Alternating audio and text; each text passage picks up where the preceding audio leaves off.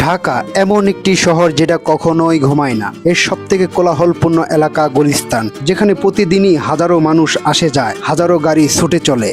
এই ব্যস্ততার মাঝখানে দাঁড়িয়ে আছে এক শান্ত, নীরব কিন্তু রহস্যময় জায়গা, গোলাপ শাহ মাজার। কতজন জানেন কে ছিলেন এই গোলাপ শাহ, আর কেনই বা তাকে ঘিরে অলৌকিক গল্প?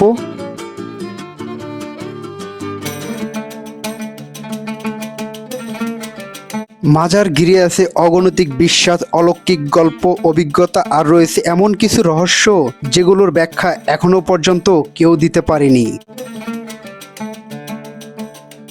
এখানে দুটি কবর আছেন, একটিতে চির ঘুমিয়ে আছেন গোলাপ শাহ, কিন্তু অন্যটিতে কে? সরাসরি কোনো দপ্তরিক দলিল পাওয়া না গেলেও লোকমুখে প্রচলিত কাহিনীগুলো বেশ সমৃদ্ধ। 200 বছর আগে হযরত সিকান্দার শাহ পূর্ব ইয়েমেন থেকে ইসলাম প্রচারের উদ্দেশ্যে আগমন করেন। তার ইন্তেকালের পর সম্মানে নিমগাছতলা নামক স্থানে সমাধিত করা হয়। তখন এই মাজার শরীফ নিমগাছতলা মাজার নামে লোকমুখে পরিচিত হয়ে ওঠেন। এর কয়েক দশক পর গোলাপ শাহ নামে এক কামিল সুফি ভারতবর্ষ থেকে আগমন করেন এবং সারা জীবন সিকান্দার শাহর খেদমতে কাটিয়ে দেন। পরে তার মৃত্যু হলে তাকেও এখানে সমাধিত করা হয়। এরপর থেকেই এই মাজারের নাম হয়ে যায় গোলাপ শাহ বাবার মাজার।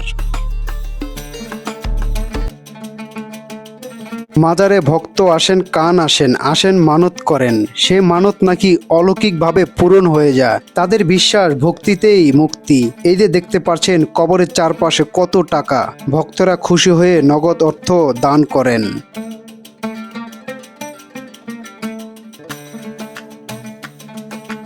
গুলিস্তানের এই জায়গাটিতে হাজারো গাড়ি ও রিক্সা ছুটে চলেন, তবুও এই জায়গায় কোনো দুর্ঘটনা ঘটে না। লোকেরা বিশ্বাস করেন মাজার রক্ষা করেন এই জায়গাটিকে।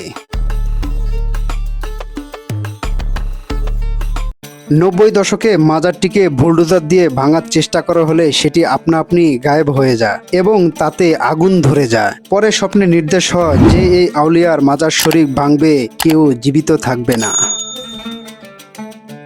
তর্ক উঠতে পারে এই বিশ্বাস আসলেও কতটা সত্যি।